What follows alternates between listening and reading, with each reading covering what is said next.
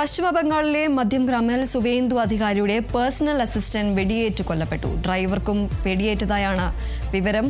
പശ്ചിമ ബംഗാളിൽ അടുത്ത മുഖ്യമന്ത്രിയായി കണക്കാക്കുന്ന സുവേന്ദു അധികാരിയുടെ പേഴ്സണൽ അസിസ്റ്റന്റ് ചന്ദ്രനാഥ് റാഥാണ് കൊല്ലപ്പെട്ടത്. തെരഞ്ഞെടുപ്പ് ഫലത്തിന് ശേഷം അക്രമം രൂക്ഷമായ പശ്ചിമ ബംഗാളിൽ ബുധനാഴ്ച രാത്രിയാണ് ചന്ദ്രനാഥ് റാഥിന് വെടിയേറ്റത്.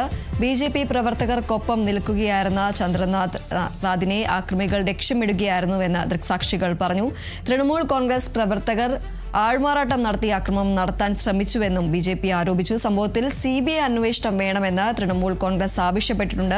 ഏതായാലും ഈ ഒരു പശ്ചിമ ബംഗാളിൽ ഈ ഒരു അധികാരം മാറ്റം വന്നതിന് ശേഷം നാടകീയമായ രംഗങ്ങൾ ആണ് നടന്നുകൊണ്ടിരിക്കുന്നത്. ഇന്നലെ സുവേന്ദു അധികാരി ഇനി മുഖ്യമന്ത്രിയായി തീരുമാനിച്ചിരിക്കുന്ന സുവേന്ദു അധികാരിയുടെ പേഴ്സണൽ അസിസ്റ്റന്റിനാണ് ഇന്നലെ വെടിയേറ്റത്. ഡ്രൈവർക്കും വെടിയേറ്റതായാണ് ലഭിക്കുന്ന വിവരം. പശ്ചിമ ബംഗാളിൽ അടുത്ത മുഖ്യമന്ത്രിയായി കണക്കാക്കുന്ന സുവേന്ദു അധികാരിയുടെ PA ആയ ചന്ദ്രനാഥ് റാഥാണ് കൊല്ലപ്പെട്ടത്. തെരഞ്ഞെടുപ്പ് ഫലത്തിന് ശേഷം അക്രമങ്ങൾ രൂക്ഷമായ പശ്ചിമ ബംഗാളിൽ ബുധനാഴ്ച രാത്രിയോടുകൂടിയാണ് ഈ ഒരു സംഭവം ഉണ്ടായത്. BJP പ്രവർത്തകർക്കൊപ്പം നിൽക്കുകയായിരുന്ന റാഥിനെ അക്രമികൾ ലക്ഷ്യമിടുകയായിരുന്നു എന്നതാണ് ദൃക്സാക്ഷികളടക്കം പറയുന്നത്. തൃണമൂൽ കോൺഗ്രസ് പ്രവർത്തകർ ആൾമാറാട്ടം നടത്തി ആക്രമണം നടത്താൻ ശ്രമിച്ചു എന്നതാണ് BJP ആരോപിക്കുന്നത്. ഏതായാലും ഈ ഒരു സംഭവത്തിൽ തൃണമൂൽ കോൺഗ്രസ് ഈ ഒരു സംഭവത്തെ അപലപിക്കുന്ന ഒരു സാഹചര്യമുണ്ട്.